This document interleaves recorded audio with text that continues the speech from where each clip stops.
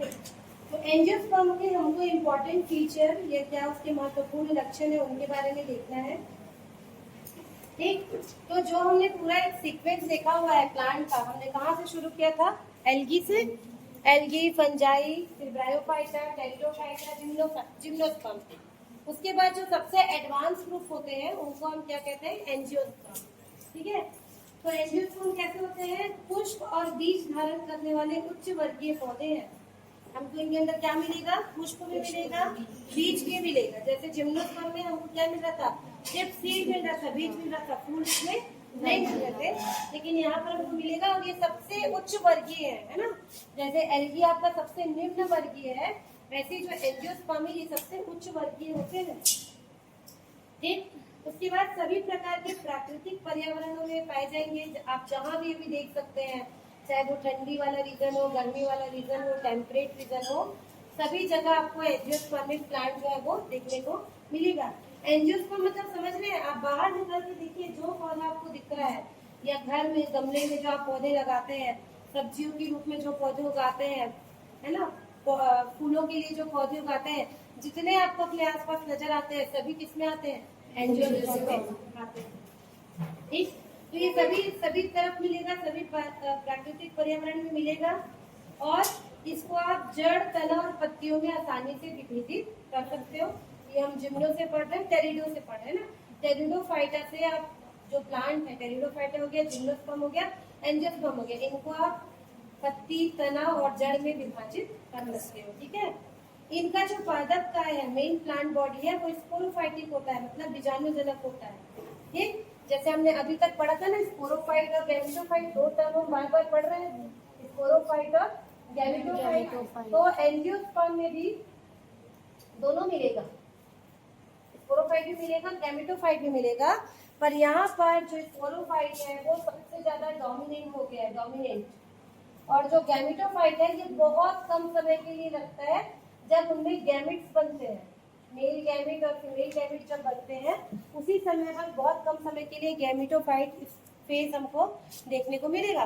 बाकी आप जो भी पौधा देख रहे हो, जैसे आप इमेजिन करिए गुलाब का पौधा, आप इमेजिन करिए सबके घर में होगा, या तुलसी का पौधा इमेजिन करिए, तो जो आप मेन प्लांट बॉडी को देख रहे हो वो एक्चुअल में क्या है? स्पोरोफाइट है। तो ये अपनी पूरी जिंदगी स्पोरोफाइट के फॉर्म में ही बिताते हैं।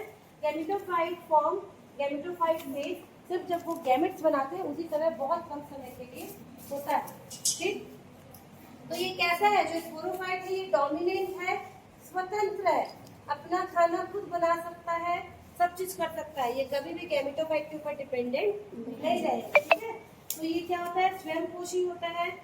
कुछ प्रजातियां हैं जो परजीवी और मृतोपजीवी या उपरीरोही या कीटभक्षी होते हैं। क्या क्या होता है? मैक्सिमम प्लांट अपना खाना खुद बना सकते हैं। कौन सी प्रोसेस से? फोटोसिंथेसिस या प्रकाश संश्लेषण से। लेकिन अभी भी नेचर में कुछ ऐसे पौधे मिलते हैं जो अपना खाना खुद नहीं बना सकते। किस टाइप के पौधे होते हैं? कुछ होंगे जिनको हम बोलेंगे परपोषी या उपरीरोही, जैसे कि सभी बात किए थे, है ना, अपना खाना खुद नहीं बनाता, उनके पास एक स्पेशल टाइप की सेल रहती है जिसको हॉस्टेरिया या हिंदी में चूस्कांश कहते हैं। उससे वो क्या करता है? जिस पौधे के चारों तरफ वो लपटा हुआ है उसके अंदर अपने सेल्स को डाल के उससे जो भी पोषण है उसको ले लेता है। ठीक है, तो वो क्या है? परपोषी बोल सकते हैं उसको एक हिसाब से। वैसे कुछ पौधे होते हैं जो कीटभक्षी होते हैं। जानते हो कीटभक्षी पौधे के बारे में? क्या बोलते हैं? क्या बोलते हैं? कलश पादप। कलश पादप। फीचर प्लांट को बोल रहे थे। Yes ma'am. ऐसे टाइप का शेप रहता है ना फीचर प्लांट, और ऐसे टाइप के शेप में नहीं भी रहता, कई तो आपको इस टाइप के शेप में मिलेगा, ऐसे रहता है और इसके ऐसे से काटे होते हैं, है ना, दोनों तीनों तरीके के पौधे ऐसे दिखते हैं। तो ये पौधे, इनको कीटभक्षी बोलते हैं, कीड़े खाते हैं ये। तो क्यों ऐसा करते होंगे? इनके बात बताइए, पहले बात की अभी बताओ। नाइट्रोजन की जहाँ भी कमी होती है ये अपने नाइट्रोजन को पूरा करने के लिए क्या करते हैं? कीड़ों को खाते हैं। खाते हैं मतलब ऐसे नहीं पूरा चबा के खा जाएंगे। यहाँ पर ये कुछ ऐसा केमिकल रिलीज करेंगे, कुछ चिपचिपा पदार्थ रिलीज करेंगे कि इसको देख के कीड़े वगैरह आके यहाँ बैठते हैं। उसके बाद ये ढक्कन बंद कर देंगे, ये ऐसा टाइप का रहता है, उसको ऐसे ट्रैप कर देता है, बिल्कुल ऐसे ओपन रहता है, बहुत चमकीला सा सुंदर सा दिखते रहेगा। जैसे ही कोई उड़ता हुआ छोटा मोटा सा ऐसे कीड़ा दिखेगा, यहाँ पे आके बैठेगा, ये पूरा ऐसे बंद हो जाता है ना, एक तरफ ही ऐसे ही बंद होगा, ऐसे खुल नहीं सकता। उसके बाद क्या करते हैं, उसके ऊपर वो कुछ एंजाइम रिलीज करते हैं, जो भी वो छोटे मोटे कीट है उसको पूरा डाइजेस्ट करते हैं और फिर से ऐसे ओपन कर देते हैं। तो उसका जो पार्ट है जो डाइजेस्ट नहीं कर सकते, कीड़े का भी पार्ट होगा ना, उसकी हड्डी वड्डी, उसको ये फिर से वापस बाहर गिरा देंगे और फिर से क्या हो जाते हैं, ऐसे ओपन हो जाते हैं।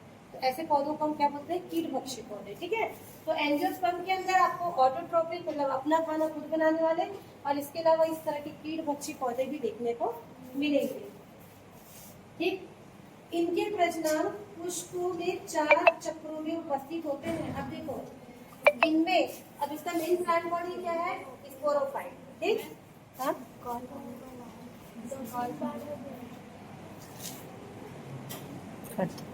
बंद थोड़ी हुआ है। ठीक है, अब देखो हम बोल रहे हैं इसकी मेन प्लांट बॉडी स्पोरोफाइट है, फिर क्या है, अरे एक सेकंड। ठीक, देखो हमने बोले इसकी मेन जो प्लांट बॉडी है वो कैसी है, स्पोरोफाइट है। पर इस स्पोरोफाइट के अंदर भी एंजियोस्पर्म में हमको 2 फेज देखने को मिलता है, 2 फेज। ठीक है, एक को कहते हैं vegetative phase, vegetative phase Hindi में इसको बोलेंगे कायिक। ठीक है, और दूसरे को कहते हैं रिप्रोडक्टिव फेज, रिप्रोडक्टिव प्रजनन वाला फेज। ठीक है, एक कायिक और एक प्रजनन। ठीक, मतलब आप कोई भी पौधे को उठा के देखोगे तो उनके लाइफ साइकिल में, उनके जीवन चक्र में आपको ये 2 चीजें देखने को मिलेगी, एक होगा वेजिटेटिव, एक होगा रिप्रोडक्टिव। इसका मतलब क्या है, जैसे आपने एक छोटा सा बीज मान लीजिए लगाया है ना, किसी भी पौधे का, या आपने उसका कलम लगाया, तो पहले क्या होता है, वो जो पौधा है उसका कुछ हद तक इसका ग्रोथ होगा, मतलब उसकी हाइट बढ़ेगी या उसमें पत्तियों का विकास होगा। तो जब वो पौधे की हाइट बढ़ती है, पहले आपने मान लीजिए कहीं से ला के पौधा दूसरी जगह लगाया, तो वो अपने आप को मिट्टी में एडजस्ट करता है, फिर उसकी हाइट बढ़ेगी, उसमें पत्तियां निकलेंगी, बहुत सारी चीजें होगी, तो उसको हम वेजिटेटिव फेज में लेते हैं, मतलब प्लांट अपना ग्रोथ किया। ठीक, कुछ समय के बाद जब उसमें फ्लावर लगने लगेंगे, फूल लगने लगेंगे, तब हम उसको बोलते हैं रिप्रोडक्टिव फेज में आ गया। ठीक है, जैसे आप ह्यूमन में भी देखोगे, पहले क्या होता है, छोटा बच्चा होता है, पहले उसकी ग्रोथ होती है ना, 13-14 साल या जो भी उस एज है उस तक, उसके बाद उसमें क्या होता है, रिप्रोडक्टिव पार्ट जो होते हैं वो ग्रोथ होते हैं। ऐसे ही पौधों के साथ होता है, पहले उनमें वेजिटेटिव फेज में वेजिटेटिव ग्रोथ होता है, फिर उनमें क्या होता है, रिप्रोडक्टिव ग्रोथ होता है। मतलब अब जब उसमें फ्लावर या फूल बनने लगेंगे, तब हम ये कह सकते हैं कि वो जो पौधा है अब वो रिप्रोडक्शन करने के लायक हो गया है।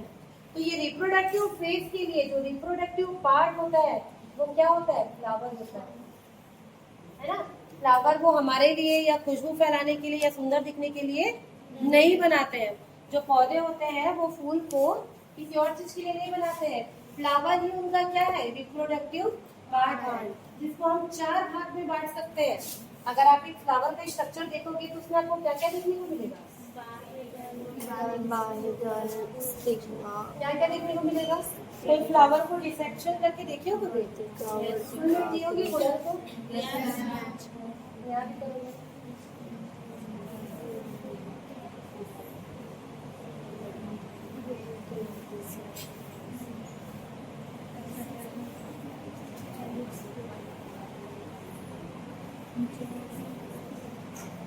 ठीक है, ऐसे स्ट्रक्चर बनाते हैं फ्लावर का नॉर्मली। ठीक है, तो कौन कौन से 4 पार्ट आपको फ्लावर में देखने को मिलेंगे। ठीक है, कैलिक्स जिसको बोलते हैं बाग या दलपुंज, फिर कोरोना जिसको कहते हैं दलपुंज, फिर एंडोशियम, उमंग और जाया मतलब गाइनोशियम। ठीक है, 4 भाग का फ्लावर मिलके बना होता है। ठीक है, तो कौन सा कैलिक्स है, कौन सा कोरोना है, कैलिक्स ये नीचे, ये क्या है, वो कोरोला, कोरोला। ठीक है, ये क्या है, कैलिक्स। ठीक, ये क्या है आपका, एंड्रोशियम, एंड्रोशियम, और ये क्या है, ये वाला भाग हुआ गाइनोशियम। ठीक है, इसका पूरा डिटेल पढ़ना है अगले सेमेस्टर में कि क्या क्या होता है, कैसे कैसे यहाँ पे स्ट्रक्चर होते हैं, अभी आपको सिर्फ इससे एक इंट्रोडक्टरी एक फ्लावर कैसा नजर आएगा, ठीक है। तो ये जो कोरोला वाला पार्ट है इसको पेटल्स भी कहते हैं, आपने नॉर्मल में सुना होगा, है ना। एक एक जो इसकी पंखुड़ी होती है, जैसे आप गुलाब का फूल सभी ने देखा होगा, इमेजिन करो, जो उसके हमको उसका रेड रेड जो पंखुड़ी दिखता है वो एक्चुअल में क्या है, पूरे पेटल्स के ग्रुप को हम एक साथ कहते हैं कोरोला, बॉटनिकल लैंग्वेज, ठीक है। नीचे जो ग्रीन वाला पार्ट होता है, कहीं कहीं पे आपके छोटे छोटे इस तरह की चीजें भी निकली हुई होती है, इसको इकट्ठा हम कहते हैं कैलिक्स, ठीक है। ये थाइमस होता है जिसमें ये ओवरी वाला भाग रखा हुआ होता है। उसके बाद जो एंथर वाला भाग होता है जिसमें लंबा लंबा, आपने गुड़हल का भी फूल देखा होगा, ऐसे करके लंबा सा निकला होता है, ऐसे करके निकले होते हैं, ठीक है। ये पूरा क्या है आपका एंथर है। एंथर इसको इकट्ठे हम बोलते हैं एंड्रोचियम, मेल पार्ट, है ना, मेल पार्ट होता है फ्लावर का। और सबसे बीच में जो होता है इसमें ऐसा लंबा सा आपको स्ट्रक्चर मिलेगा, स्टिग्मा, स्टाइल और ओवरी, ये 3 भाग में बटा होता है। इसको इकट्ठे हम क्या बोलते हैं, जाइलोशियम फीमेल पार्ट, ठीक है। तो फ्लावर क्या है, किसी भी प्लांट का रिप्रोडक्टिव पार्ट है जो 4 मेन भागों से मिलकर बना हुआ होता है, ठीक। इनमें बीज या अंडाशय जो है वो बीज अंडाशय के अंदर बंद होते हैं, ओवरी, ये वाला जो पोर्शन होता है बीज का ये कहलाता है ओवरी, ठीक है, ये कहलाएगा ओवरी। और इसके अंदर हमको मिलेगा क्या, ओव्यूल, ठीक है। तो ओवरी और ओव्यूल दोनों यहाँ पर देखने को मिलते हैं। जिम्नोस्पर्म में हमको वही ओवरी है, उसकी कवरिंग नहीं, मतलब ओव्यूल, जिम्नोस्पर्म में ओव्यूल मिल रहा था लेकिन उसके चारों ओर कवरिंग नहीं मिल रही थी। ये जो पूरी कवरिंग दिख रही है यहाँ पर की लेयर और ये हमको जिम्नोस्पर्म में देखने को नहीं मिल रहा था, इसीलिए जिम्नोस्पर्म और एंजियोस्पर्म को क्या किया गया, अलग अलग किया गया है। पहले जो साइंटिस्ट थे उन्होंने जो क्लासिफाई किया था तो एंजियोस्पर्म और जिम्नोस्पर्म को एक साथ रख दिया था, उनको लगा था कि सब में तो बीज मिलते हैं तो उनको एक ग्रुप में रखा गया था। लेकिन जैसे जैसे और इसके बारे में खोज होती गई तो बाद में ये समझ आया कि एंजियोस्पर्म और जिम्नोस्पर्म दोनों अलग अलग पौधे होते हैं।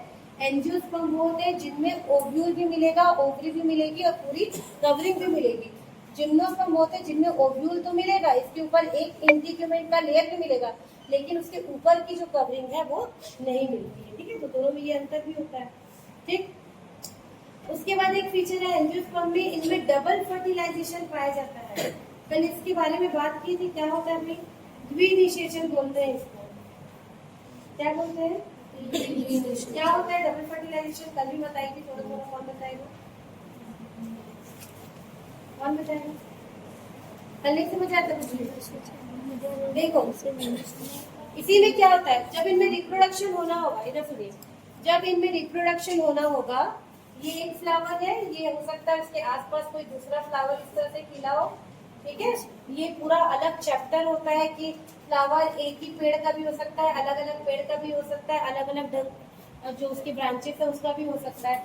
तो मान लीजिए फ्लावर ऐसे खिला हुआ है, अब इसमें इस तरह से एंथर है, ये एंथर मैच्योर हो गया, फिर ये या तो हवा से या किसी कीट मकोड़े से यहाँ तक पहुंच जाता है, ठीक है। ये ओवरी का ये क्या है, हेड है ना, इसको क्या बोलेंगे, स्टिग्मा, यहाँ पर आता है, परागकण यहीं पर ऐसे ऐसे करके डेवलप करता है ना। ये इस फ्लावर के लिए ये परागकण है, ये पूरा चेक किया जाता है।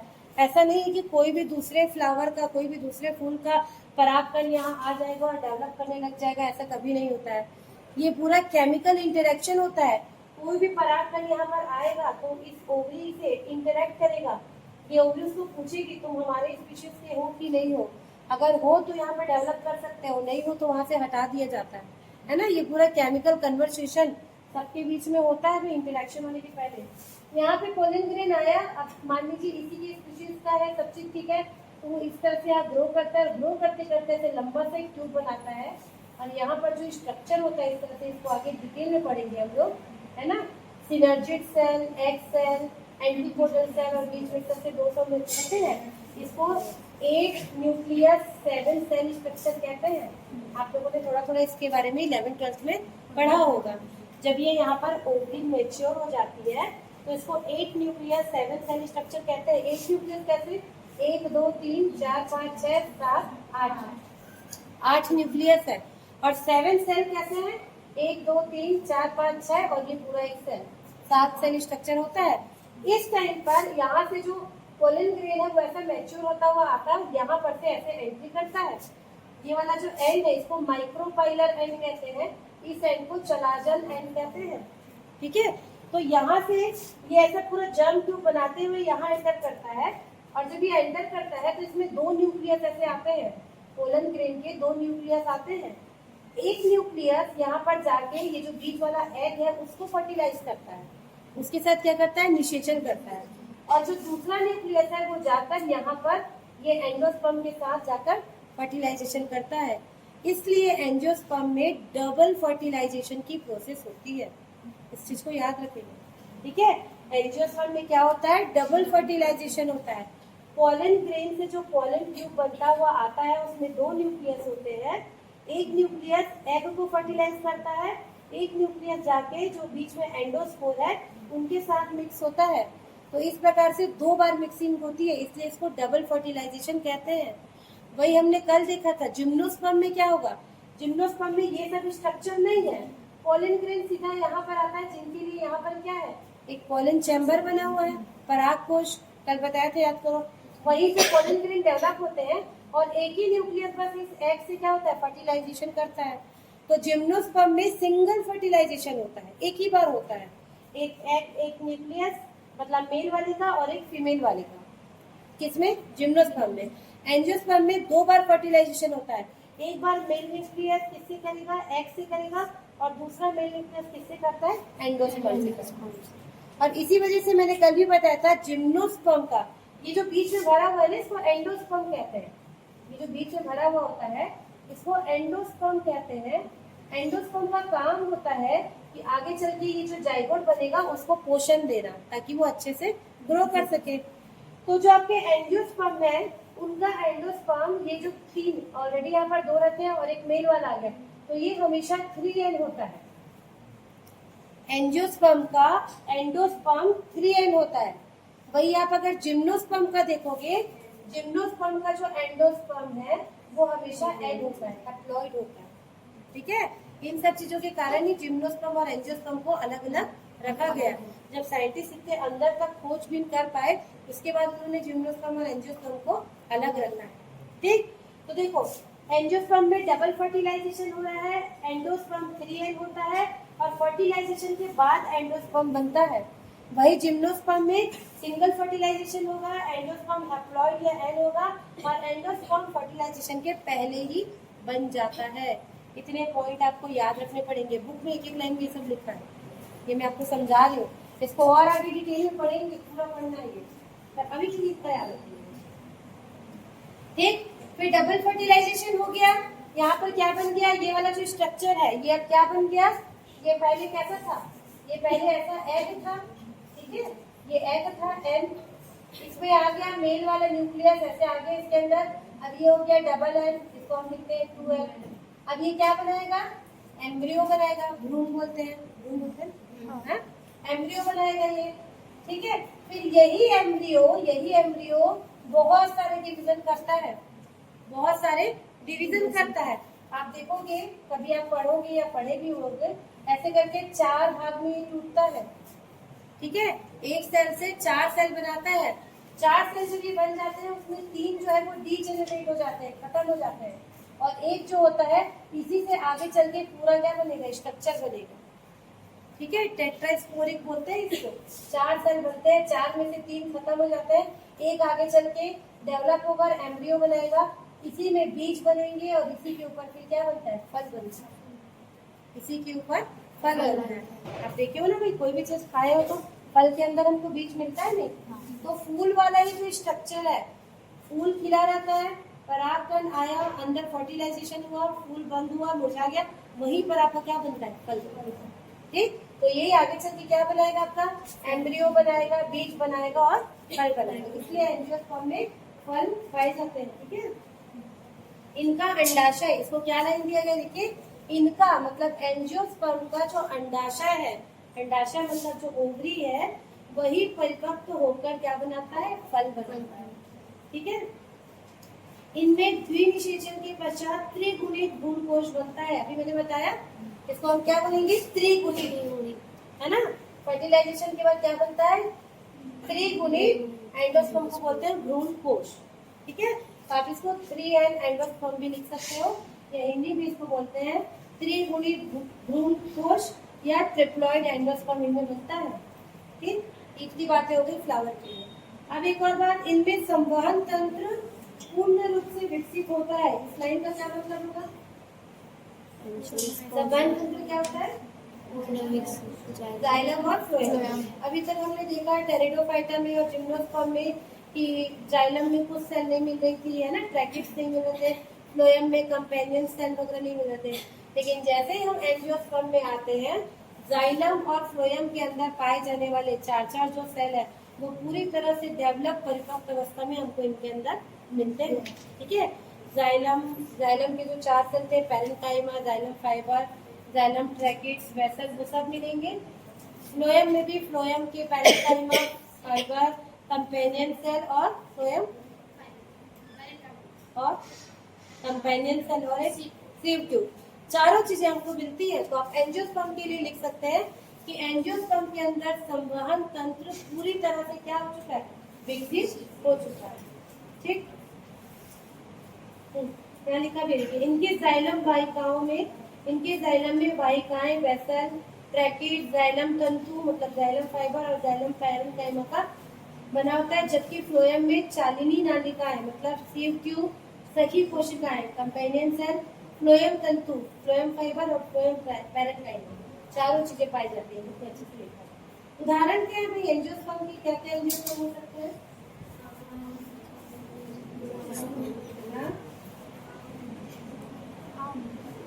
एग्जाम्पल नहीं पता, जो देख रहे हो सब, है ना? आम का पेड़ देखे हो? और नहीं देखा? जाम का पेड़ देखे हो? अच्छा, सभी ने असाइनमेंट के लिए टॉपिक ढूंढ लिया है? ऐसा कोई है जिसने नहीं बताया है? असाइनमेंट का टॉपिक किसने नहीं दिया? अभी रजिस्टर में साइन कराऊंगी। जाम का भी पौधा ला सकते हो, वो भी मेडिकली इम्पोर्टेंट है। जाम की पत्ती बहुत काम की होती है, पता है? जाम खाने से तो फायदा होता ही है। जाम समझ रहे हो कि जाम ही तो बोलते हैं। और क्या बोलते हैं जाम को? अमरूद। अमरूद और गुआवा और बिही भी तो बोलते हैं। बिही बोलते हैं? नहीं सुने? बोलते हैं बिही। हिंदी छत्तीसगढ़ी है क्या बिही का? जाम समझ रहे हो ना? आम, जाम, जामुन, उसके अलावा जितनी सब्जियां देखते हो, है ना, गाजर, मूली, जो भी सब्जी आप देखते हो सब क्या है? एंजियोस्पर्म। सबका एग्जाम्पल क्या हो जाएगा? एंजियोस्पर्म। चलो अब इनके बारे में अब देखो, बुक में आपको इधर बात नहीं, बुक में आपको जिम्नोस्पर्म और एंजियोस्पर्म के बीच में अंतर दिया हुआ है। जिम्नोस्पर्म और एंजियोस्पर्म के बीच में अंतर आपको आपके एग्जाम में या टेस्ट में पूछा जा सकता है कि जिम्नोस्पर्म और एंजियोस्पर्म के बीच में अंतर लिखिए। कभी भी अंतर वाला कोई चीज पूछता है तो हमको इस तरह से टेबल बना के ही लिखना चाहिए, लंबे लंबे लाइनों में अंतर कभी नहीं लिखना चाहिए, है ना? कभी भी आपको पूछा, मान लीजिए पूछ दिया कि ब्रायोफाइटा, क्या बात हो रही है पीछे, क्या बोल रही हूँ मैं? आपको एग्जाम में पूछा ब्रायोफाइटा और टेरिडोफाइटा के बीच अंतर और समानताएं लिखिए। तो कभी भी 2 या 3 चीजों के बीच में अंतर या समानता पूछता है तो हमेशा आपको टेबल के ही फॉर्म में लिखना है। टेबल के फॉर्म में लिखने में चेक करने वाले को इजी पड़ता है और आपके पॉइंट्स आपने कितने लिखे हैं वो भी इजीली नजर आता है और आपके पॉइंट्स बढ़ भी जाते हैं। कोई चीज इनमें है तो इसमें लिख दीजिए, इसमें सीधा लिख दीजिए, इनमें ये नहीं पाया जाता, ये दूसरे में पाया जाता है तो इसमें नहीं पाया जाता। तो हमेशा इसको टेबुलर फॉर्म में लिखोगे। जो हमने अभी पढ़ा वो सब यहाँ लिखा हुआ है, इसको जाके देखेंगे, है ना? तो याद दिलाना, याद दिलाना, पीडीएफ देखना। चलो अब एंजियोस्पर्म में इतना पढ़ने के बाद हमारे इसी यूनिट में लास्ट टॉपिक दिया हुआ है और ये प्रैक्टिकल का भी टॉपिक है कि एक टिपिकल फ्लावरिंग प्लांट कैसा नजर आएगा। समझ रहे हो? टिपिकल फ्लावरिंग प्लांट मतलब क्या बोलेंगे?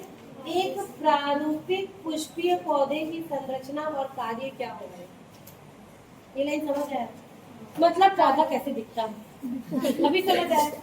कैसे दिखेगा भाई पौधा बनाते हैं? प्रैक्टिकल में भी है, ये लिखना है प्रैक्टिकल कॉपी में। ये लिखोगे कि ये जड़ होता है। क्या सिलेबस में दिया है? सिलेबस में दिया, ठीक है। ये क्या बना है मैंने? ये क्या बना है भाई? और उसके बाद पास हो गए।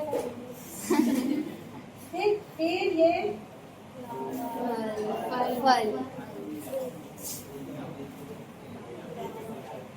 ये फ्लावर गुड, समझ के मेरी ड्राइंग। एक टिपिकल बोलेंगे फ्लावरिंग प्लांट, टिपिकल वर्ड इसलिए यूज किया जा रहा है कि अगर आप एक फूल या फल वाले पौधे को देखोगे तो आपको इस तरह से नजर आए। ये एग्जाम में पूछता है ना, ये पूछेगा। देखो बुक में भी बड़ा सुंदर सा डायग्राम बना के दिया हुआ है, दिख रहा है। अब बकायदा लिखा है कौन सी पत्ती है, कौन सा तना है, कौन सी जड़ है। किसी को दुविधा नहीं होनी चाहिए समझने में। ठीक, चलो। तो आवृत बीजी पौधे पुष्प एवं बीज धारण करने वाले पौधे हैं। इनका जो ये जो पूरी प्लांट बॉडी दिख रही है, इसको हम दो भाग में बांटते हैं। सबसे पहले दो तंत्रों से मिलकर बना होता है। एक को कहते हैं रूट सिस्टम, एक को कहते हैं शूट सिस्टम, मूल या जड़ तंत्र, और एक को कहते हैं प्ररोह तंत्र। तो कौन सा होगा रूट सिस्टम? नीचे वाला। जो चीज मिट्टी है ना, ये मिट्टी है, ठीक है। मिट्टी के नीचे जो मिलेगा उसको हम क्या कहेंगे? Root system. ठीक। अब मिट्टी के ऊपर जितनी चीजें मिलेगी उसको हम कहेंगे शूट सिस्टम। अब देखो सिस्टम वर्ड इसलिए बोल रहे हैं क्योंकि इसके अंदर बहुत सारी चीजें आ रही है जो इसके अंदर आएंगी। एक सिस्टम है। रूट सिस्टम इसलिए बोल रहे क्योंकि इसके अंदर रूट के बहुत सारे टाइप या कुछ चीजें हमको देखने को मिलेगी, इसलिए इसको इस तरह से नाम दिया हुआ है, ठीक है। तो रूट सिस्टम और शूट सिस्टम होता है। सबसे पहले हम लोग देखते हैं रूट सिस्टम। रूट सिस्टम में आपको क्या क्या चीजें देखने को मिलेंगी, तो इसको कैसे डिफाइन कर सकते हैं? क्या होगा रूट सिस्टम, कैसे बता सकते हैं? कैसे बताओगे? आपको कोई पूछ दिया, ऐसा बच्चा जिसको पौधे के बारे में नहीं पता, वो बोलेगा रूट सिस्टम क्या है बताओ, तो कैसे बताओगे?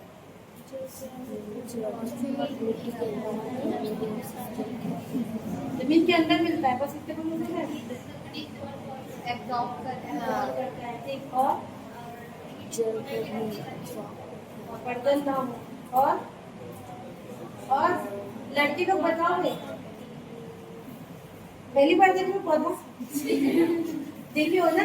देखो रूट सिस्टम को कैसे डिफाइन करेंगे आप बुकिश लैंग्वेज में। देखो पौधे का वह अवरोही अक्ष, पौधे का वह अवरोही अक्ष, अवरोही अक्ष मतलब डिसेंडिंग एक्सिस, जो कि प्रकाश के विपरीत, बताना पड़ेगा ना, प्रकाश के विपरीत तथा जल एवं पृथ्वी के गुरुत्वाकर्षण की ओर वृद्धि करता है, रूट कहलाता है।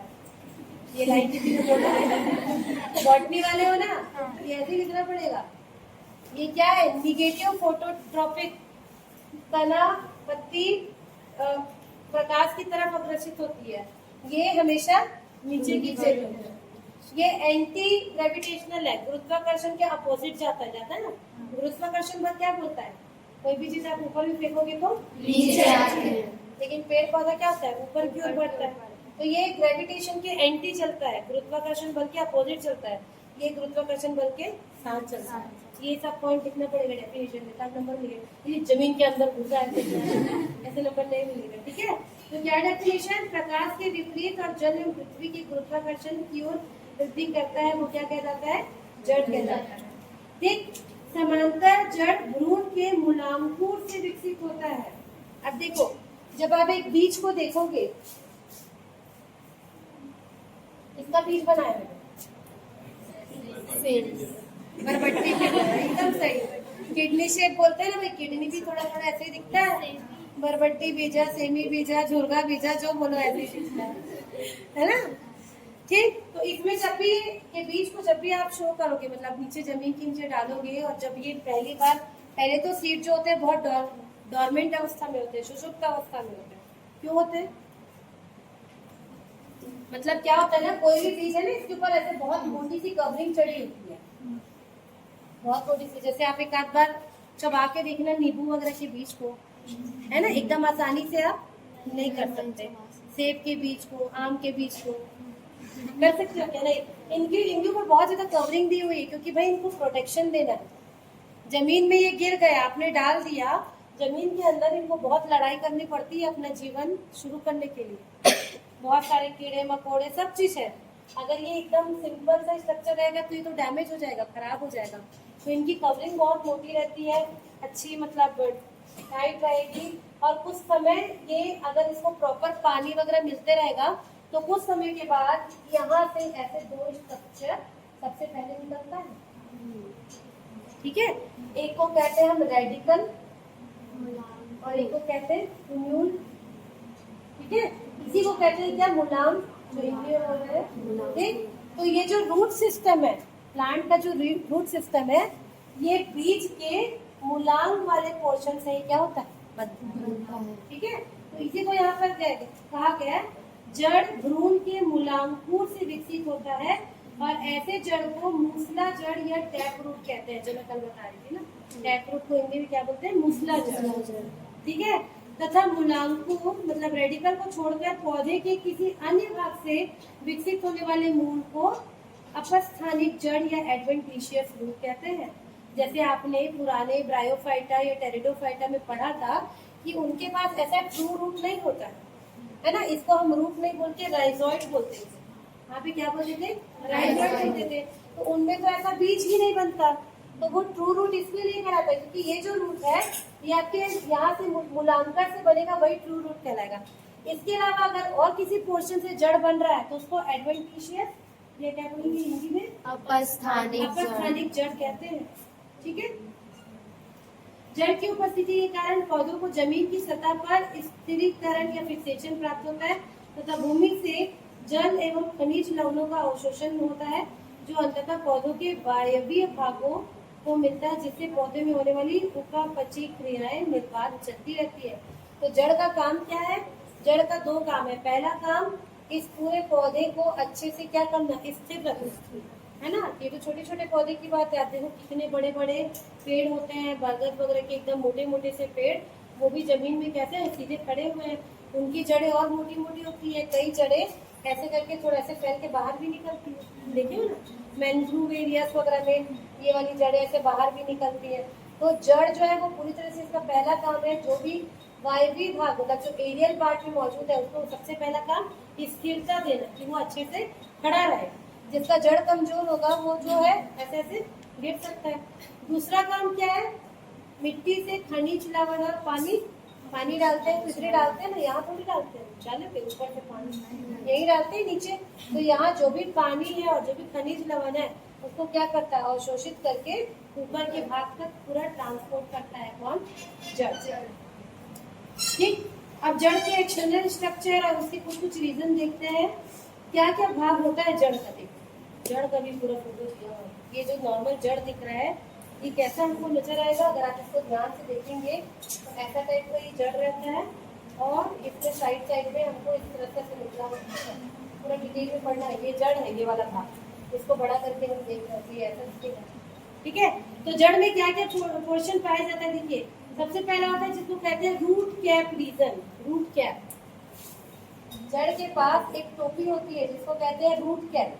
कहाँ पर मिलेगा, नीचे। यहाँ पर का जो पोर्शन रहता है इसको कहते हैं रूट कैप। क्यों रूट कैप, भगवान ने क्यों इनको रूट कैप दिया, हमारे पैर में तो कैप नहीं दिया, दिया है पैर में नहीं ना, नंगे पैर आए ना दुनिया में, एक चप्पल पहन के घूम रहे हैं, वो हमने इजाद किया, पर हमको तो कोई कैप नहीं दिया। तो इनको क्यों कैप दिया, कैप का क्या काम हो सकता है, गुड। यहाँ पर देखो कोई भी चीज का जो टिप वाला पोर्शन रहता है, ये सभी लड़के नीचे क्या देख रहे हो तुम लोग, क्या देख रहे हो तुम, हाँ बुक अभी मत देखो ना भाई, अभी मैं पढ़ा रही हूँ, अभी मेरे को देखो, बाद में जाके बुक में देखना। अभी बुक में देखोगे तो मैं जो बोल रही हूँ तुम समझ ही नहीं पाओगे, समझ पाओगे क्या, बुक बंद करो सभी अभी। अब बुक से पढ़ना है तो मैं क्यों गला फाड़ रही हूँ, मैं चले जाती हूँ, बता देती हूँ इतना आज बुक से पढ़ के।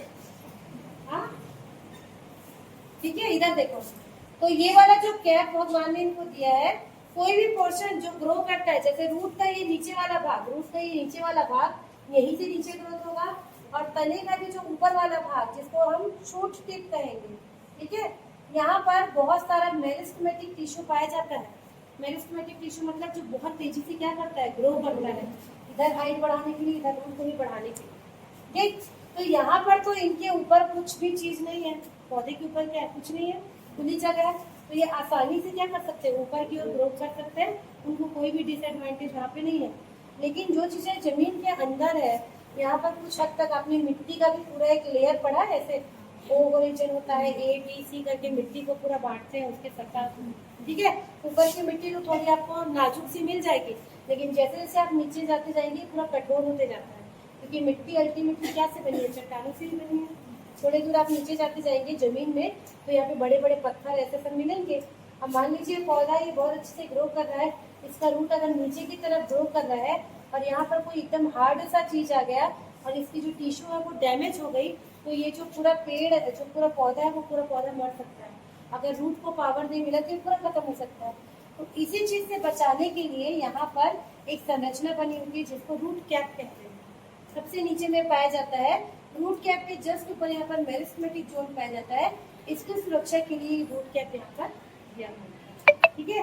तो सबसे पहला है जिसको कहते हैं मूल टोप क्षेत्र, रूट कैप क्षेत्र। जड़ का अग्रस्त क्षेत्र एक टोपी नुमा रचना द्वारा सुरक्षित रखा जाता है, इसे मूल टोप क्षेत्र कहते हैं। कैलिप्रोजन नामक प्रविभाजी ऊतक इसे हमेशा बनाता है और ये क्या करता है, मूलाग्र की रक्षा करता है। तो ये रूट कैप, उसका काम क्या है, प्रोटेक्शन। उसके बाद जो रीजन मिलता है उसको कहते हैं ग्रोइंग रीजन, मतलब विभाजित क्षेत्र या वर्धी क्षेत्र, ठीक है। तो टोपी के नीचे लगभग 1 मिलीमीटर का भाग वर्धी क्षेत्र होता है, ठीक है, मतलब यहाँ पर ये वाला पोर्शन, यहाँ पर ऐसे ग्रोइंग रीजन होता है, ठीक है। विभाजित क्षेत्र, विभागी तो विभाजित, ठीक, जो क्या करते रहता है, निरंतर ये क्या करते रहते हैं, विभाजित होते रहती है। मेरिस्टेमेटिक टिश्यू यहीं पर पाए जाते हैं, इन्हीं के द्वारा जड़ की क्या होगी, वृद्धि होगी। जड़ जो नीचे नीचे नीचे फैलते जा रहा है, इस रीजन में ग्रोथ की वजह से फैलता है, ठीक।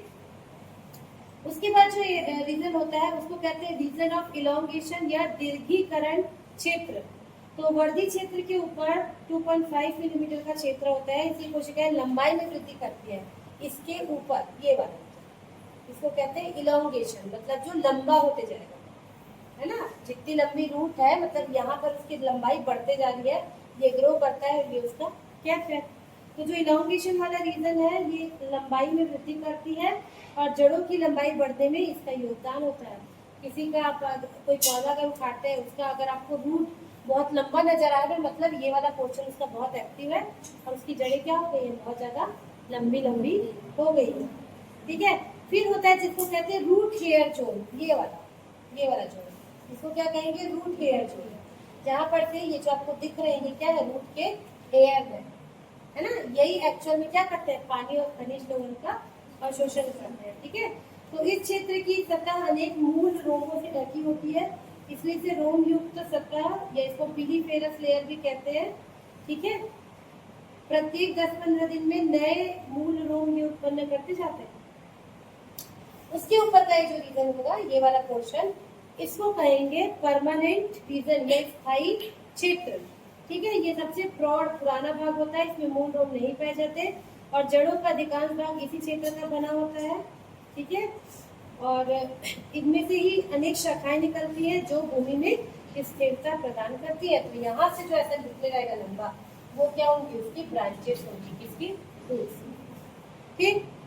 तो इतना आपको रूट के लिए बताना पड़ेगा। टिपिकल फ्लावरिंग प्लांट जब भी आप बताएंगे, मान लीजिए आपको एग्जाम में पूछ दिया 10 नंबर में, ये क्या था, प्रारूपिक पुष्पीय पौधे की संरचना बताइए, तो सबसे पहले तो आपको पौधे का एक ऐसा वेल लेवल डायग्राम बनाना पड़ेगा। ये बताना पड़ेगा root, stem, fruit, flower, leaf, branches, ऐसे करके आपको पूरा बताना पड़ेगा। बर्ड्स भी बना सकते हो यहाँ पे, जो अनखिला हुआ जो फ्लावर है, ये पूरा बताओगे। फिर ऐसे लिखिए शूट सिस्टम, रोड सिस्टम। पहले तो आपको एक पेज में ये डायग्राम बनाना पड़ेगा। उसके बाद जिस सीक्वेंस में हम पढ़ रहे हैं, जैसे कि रूट सिस्टम, तो रूट सिस्टम पढ़ना शुरू करोगे और रूट के ये भाग होते हैं, ऐसे करके आपको पूरा डिटेल में इसको बताना पड़ेगा, इसके आपको नंबर मिलेंगे। रूट के कार्य क्या है, तो पहला कार्य है एब्जॉर्प्शन, फिक्सेशन और कंडक्शन, तीनों काम है ना। ये क्या है, इसके प्राइमरी कार्य है, ये जड़ों को ये करना ही पड़ेगा। क्या क्या, स्थिरीकरण करना पड़ेगा, अवशोषण करना पड़ेगा और कंडक्शन मतलब ऊपर तक पहुंचाना पड़ेगा। इसके अलावा और क्या काम हो सकता है, रूट का सेकेंडरी फंक्शन, और क्या काम हो सकता है रूट का, सोचो।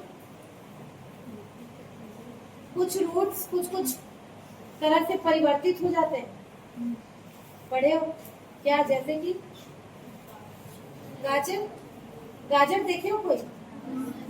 गाजर एक्चुअल में क्या है? जड़ ही है ना। देखो हम जब भी ऐसे डायग्राम बनाते हैं जड़ को ऐसा पतला बनाते हैं, लेकिन आप अगर गाजर को देखोगे, गाजर को देखोगे, गाजर ऐसे जमीन के अंदर ऐसे रहता है ना, ऊपर इसकी ऐसे पत्तियां नजर आती हैं। तो एक्चुअल में जो आप गाजर खाते हो, खोद के जो निकालते हैं, वो क्या है? जड़। ये ऐसा जड़ है जिसने अपने अंदर बहुत सारे खाद्य पदार्थों को इकट्ठा करके रख लिया है। तो गाजर हो गया, मूली हो गया, है ना, शकरकंद हो गया, ये एक्चुअल में जड़ है। तो ये भी क्या होंगे? जड़ के ही कार्य के अंदर आएंगे, है ना। आप गाजर को देखोगे तो उसमें आपको ऐसा सा नजर आएगा, आता है, जिसको हम अच्छे से धोते हैं और छिल के निकालते हैं, फिर हम गाजर को खाते हैं। तो एक्चुअल में ये जड़ है, ये ऊपर उसकी पत्तियां रहती है, फिर उसमें बाद में दूसरे साल में फूल फल लगते हैं। तो अनेक पौधों में जड़ें भोजन और जय का संचय करती है, जैसे कि गाजर, मूली और शलजम। कुछ जड़ें प्रकाश संश्लेषण का भी कार्य करती है। देखो प्रकाश संश्लेषण का कार्य भी कुछ जड़ें कर सकती है, जैसे कि आपको ऑर्किड भी देखने को मिलेगा। ऑर्किड का जो फूल होता है, पौधा होता है, उसकी जड़ें प्रकाश संश्लेषण भी करती है। दलदली क्षेत्र में उगने वाली जो जड़ें होती है वो श्वसन का भी काम करती है ना। दलदली क्षेत्र की जो जड़ें होती है वो कुछ ऐसे ऊपर ऊपर तक आती है और ये श्वसन मतलब रेस्पिरेशन का भी काम करती है। ठीक, फिर परजीवी पौधे जैसे अमर, बेल, चंदन आदि की जड़ की शाखाएं पोषक पौधों के ऊतक में प्रविष्ट होकर भोजन और अवशोषण का काम भी करती है। तो जड़ें अवशोषण का काम भी कर रही है। ठीक है। अनेक पौधों के जड़ों पर वेजिटेटिव बर्ड्स भी पाए जाते हैं जो वर्धी प्रजनन में हेल्पफुल होते हैं, जैसे कि शकरकंद। शकरकंद देखा है? आलू भी उसी का एग्जाम्पल है ना, उसमें बर्ड्स निकलते हैं, आई बोलते हैं, उससे भी क्या हो सकता है? वर्धी प्रजनन हो सकता है। आलू में जो बर्ड्स निकलते हैं उससे भी आप आलू का पौधा बना सकते हैं, तो प्रजनन पौधे भी होते हैं। कुछ जलीय पौधे की जड़ें रूपांतरित होकर तैरने में सहयोग करती है। ऐसे पौधे जो पानी में पाए जाते हैं उनकी जड़ें अलग टाइप का रूप बना लेंगी जिनसे उनको तैरने में हेल्प मिलेगी, जैसे कि पिस्टिया का पौधा। मटर फूल के पौधे जो दानी पौधे होते हैं उनमें राइजोबियम जीवाणु की सहायता से वायुमंडलीय नाइट्रोजन को स्थिरीकरण करने के रूप में भी वो यूज होता है। जो पल्सेस वाले हैं उनकी इन जड़ों में कुछ कुछ ऐसे बैक्टीरिया इनके पास रहते हैं जो क्या करते हैं? डायरेक्ट एटमॉस्फेयर के नाइट्रोजन को फिक्स करते हैं। तो ये भी किसका काम हो गया? जड़ का काम। ठीक है। और पान और मनी प्लांट आदि पौधों आदि में जड़ें पौधों को ऊपर चढ़ने में भी सहायता करती है। तो देखो जड़ के 3 तो मेन काम है। 3 मेन काम: स्थिर रखना, वाटर और मिनरल लेना, ऊपर तक पहुंचाना, ये तो उनका मेन काम है ही। उसके अलावा 10 टाइप के काम भी जड़ जो है वो करते हैं। पता था इसका? नहीं पता था, इसीलिए सिलेबस में डाल रहे हैं। ठीक, तो इतना आपको रूट सिस्टम के लिए पढ़ना है। कल हम लोग शूट सिस्टम और इसके आगे के क्वेश्चन पढ़ेंगे। ठीक है, समझ आया? और ये प्रैक्टिकल कॉपी में भी आएगा, ये बहुत सारा ऐसा ही कुछ किसमें